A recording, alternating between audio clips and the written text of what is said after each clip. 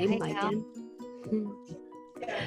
We are here today to talk about some updates to our winter 2021/2022 handbook for the pandemic. So we got some changes that we're making as we reassess the situation that we'll be talking about today that affect everyone, staff and families. We'll be going through them. Yeah, so we wanted to reassess the pandemic handbook because there were some changes made to the Lucas County Health Department on November 18th.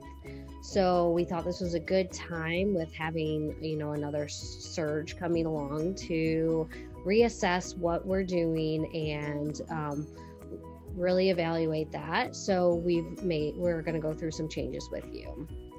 Yep. And we, along with the Toledo-Lucas County Health Department, Mike and I are sort of always staying on top of what's happening with COVID, looking at what symptoms are presenting in the cases that we've seen with children in particular, and trying to keep that in mind as we make these decisions, taking in information from studies and research and trying to stay up to date beyond just the health department understanding.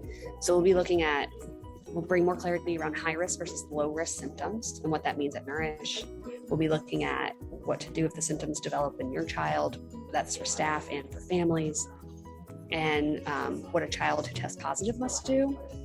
And then a deep dive into looking at close contacts. So that includes household contacts, Nourish contacts if they're in the classroom and someone tests positive, and then outside exposure, so someone who's not in the household and who's not at Nourish. And then we'll be talking about employee illness and updated travel policies.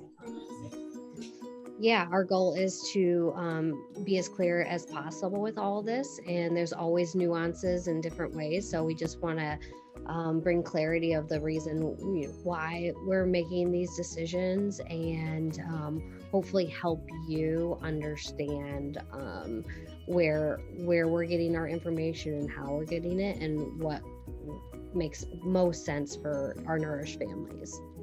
Yep. Yeah, and right now in this phase of the pandemic. So here we go. Yeah.